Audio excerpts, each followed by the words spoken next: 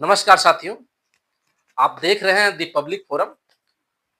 आज युवाओं की जो स्थिति है समाज में, जिस प्रकार से अभी नीट का एग्जाम हुआ और उसमें पेपर लीक का मामला आया, उसका कैंसलेशन हुआ, बच्चे दोबारा से एग्जाम दिए। किस प्रकार से वह अभ्यर्थी प्रभावित हुए? क्या यह बात चाय पे चर्चा करने वालों के पास पहुंच पाई? क्या आज जो लोग हिंदुत्व को लेके देश के अंदर बड़ी-बड़ी बातें करते हैं, क्या ये इस युवाओं की पीड़ा को समझ पाए? पिछले कई हफ्तों से जो राजनीतिक गलियारों में खबर आ रही है, जिस प्रकार से उत्तर प्रदेश में बीजेपी के राष्ट्रीय अध्यक्ष आए और हिंदुत्व के मुद्दे पे बात करके गए, मुझे दुख हुआ उस चीज को लेके कि युवाओं की पीड़ा का कहीं भी जिक्र नहीं हुआ उनके भाषण में। आइए समझते हैं। हमारे साथ हैं सीजल, या नीट के अभ्यर्थी हैं और पिछले कई वर्षों से यह नीट का एग्जाम दे रहे हैं। 2 बार तो लगातार दे चुकी हैं।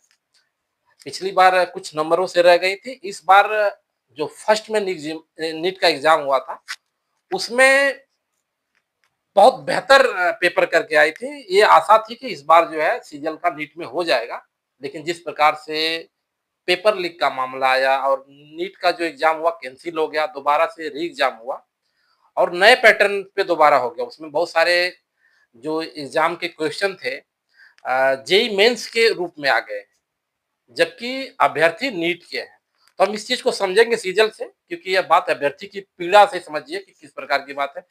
तो सीजल, सबसे पहले तो ये बताओ कि नीट का एग्जाम कितने दिन से तैयारी कर रही हो और कौन सा ये आपका चांस था जो है? सर मैं 2 बार नीट का एग्ज़ाम दी हूँ, एक बार 2025 में और हाँ, 2026 माइक। में इस बार दी हूँ। मेरा 2 अच्छा। अटेम्प्ट था। तो 2025 में तो आपको पता ही है पेपर का लेवल काफ़ी टफ आ गया अच्छा, था। 25 वाला जो हाँ, है। 25 में काफ़ी और मेरा फर्स्ट एक्सपीरियंस था तो मेरा उतना अच्छा नहीं हो पाया था। अच्छा हुआ था बट उस लेवल की मेरी प्रिपरेशन नहीं थी जिस हिसाब से एग्ज़ाम आया था। हुँ। और जो 2026 में एग्ज़ाम हुआ था, हुँ। वो ठीक गया था लेकिन जो 3 मई को एग्ज़ाम कंडक्ट हुआ था उसमें अच्छा गया था। मतलब जो 2026 का हुँ, फर्स्ट अटेम्प्ट में एग्जाम हुँ, हुआ था, जो पेपर लीक से पहले। जिसमें पेपर लीक हुआ था, हाँ, वह 3 मई पेपर को। अच्छा हुआ था। उसमें संभावनाएँ थी कि इस बार सिलेक्शन हो हो जाएगा, जाएगा। क्योंकि जो पेपर का मीडियम था वो मॉडरेट था अच्छा, सभी। ओके।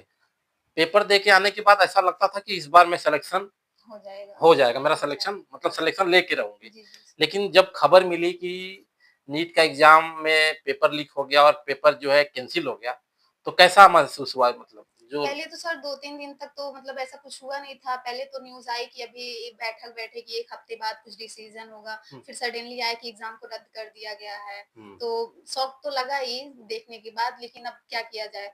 फिर उसके बाद जब मैंने देखा तो फिर मतलब उसके बाद जो पढ़ाई मेरा मतलब पढ़ाई का वो मन था, वो एक्सपीरियंस नहीं मिल पा रहा था फिर से पढ़ने अच्छा, का, अच्छा। फिर से जो एक्सपीरियंस। दोबारा से तैयारी करने का हाँ। समय मिला 10-20 हुँ, दिन या या महीने 1 भर महीने का, का मिला था टाइम। उसमें मतलब वो लगन अंदर से नहीं जग पाई कि दोबारा से हम इसकी तैयारी कर पाएँ जो है। नहीं, बिल्कुल नहीं। अच्छा, अच्छा। उस मतलब जो वो था जुनून रहता है 3 मई तक जो जुनून था 2 मई तक मैंने एग्ज़ाम दिया था वो अलग ही था। उसके बाद मेरा एक्सपीरियंस नहीं मतलब पढ़ने का वो लगन मेरा थोड़ा टूट गया था। अच्छा। जब ये खबर लगी कि नहीं पेपर लीक हो गया है, तो एक डर बना होगा मन में, जी सर, बिल्कुल। और जो एक लंबी तैयारी थी उसको लेके भी एक था कि भाई हमने इतना दिन संघर्ष किया। जी। दूसरा सवाल ये है कि जब नीट का एग्ज़ाम दोबारा से री एग्ज़ाम हुआ है, हुँ। तो क्या पेपर का जो लेवल था पहले जैसा ही था या उससे अलग था? या इस बार देने के बाद क्या जो पहले कॉन्फिडेंस था कि मेरा सिलेक्शन हो जाएगा, क्या दोबारा री एग्ज़ाम होने के बाद इस तरह की कुछ डर पैदा हो रही है कि नहीं, मतलब कैसा फ़ील कर रहे हैं सर जो है? कॉन्फिडेंस तो मतलब था कि देना तो है एग्ज़ाम, हुँ। बट एक डर था कि जैसे लोगों ने कहा कि एग्ज़ाम इस बार टफ आएगा, टफ आएगा। हुँ। तो अंदर से तो डर था ही, लेकिन एग्ज़ाम तो देने मतलब गए भी और एग्ज़ाम का जब लेवल था, जो बायो था वो काफ़ी ईज़ी आया था। बायो तो अच्छा, काफ़ी ईज़ी सेकंड था। टाइम में जो हाँ, हाँ, जो री-नीट हुआ जी। उसमें काफ़ी ईज़ी बायो आया था, बायो तो एकदम अच्छा था। बट फिज़िक्स इतनी डिफ़िकल्ट थी कि हम लोग के बैच में जो एमआर सर हैं, उन्होंने खुद बताया कि जेईई एडवांस से ऊपर का लेवल आया था। मतलब काफ़ी लेंथी क्वेश्चन आए थे और जो पिछली बार था वो मॉडरेट में था। तो इस बार काफ़ी लेंदी आया था।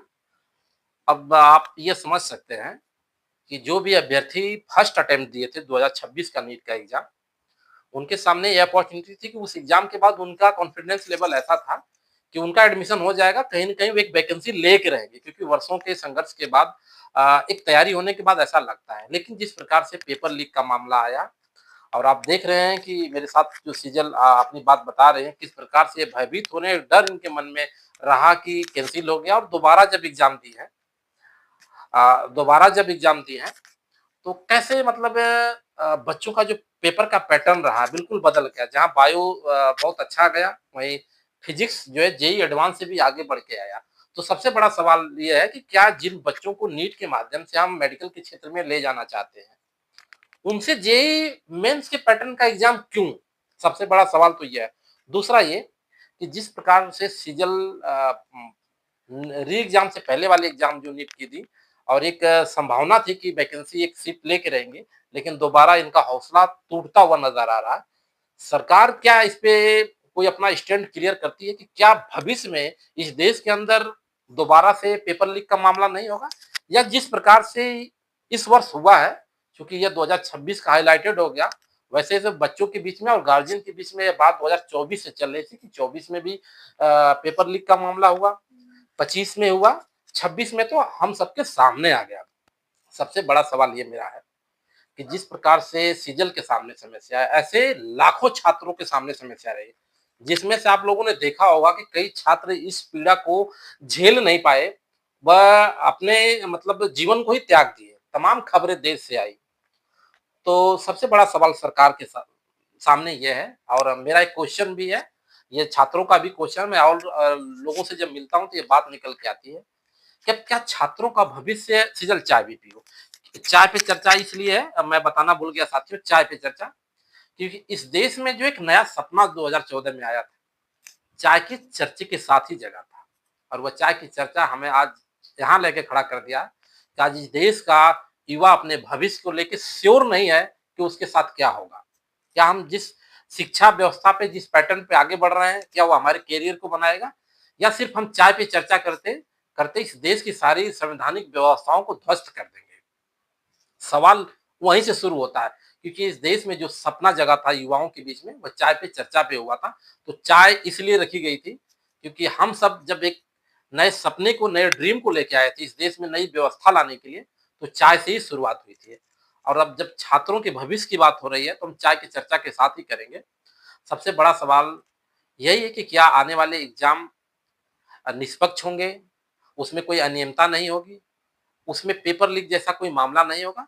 क्या बच्चों जो देश का भविष्य है, क्या सरकार उनको ये आश्वासन देने में सक्षम है कि हम आपके फ्यूचर के साथ आने वाले समय में इस प्रकार का कोई जो है गड़बड़ियाँ नहीं पाई जाएगी, जिससे बच्चों का भविष्य श्योर रहे, बेहतर रहे।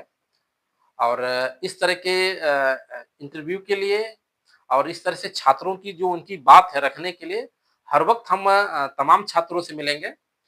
अ, इसी के साथ हम अपनी बात को ही समाप्त करते हैं। आप लोग इस अगर ये हमारी बातचीत आप लोगों को अच्छी लगे और इसके बारे में आप सोचते क्या हैं? सबसे पहला सवाल कि आप क्या सोचते हैं नीट एग्ज़ाम और पेपर लीक मामले में? ज़रूर लिखिए कमेंट बॉक्स में, और इस चैनल को लाइक करें, शेयर करें, सब्सक्राइब करें।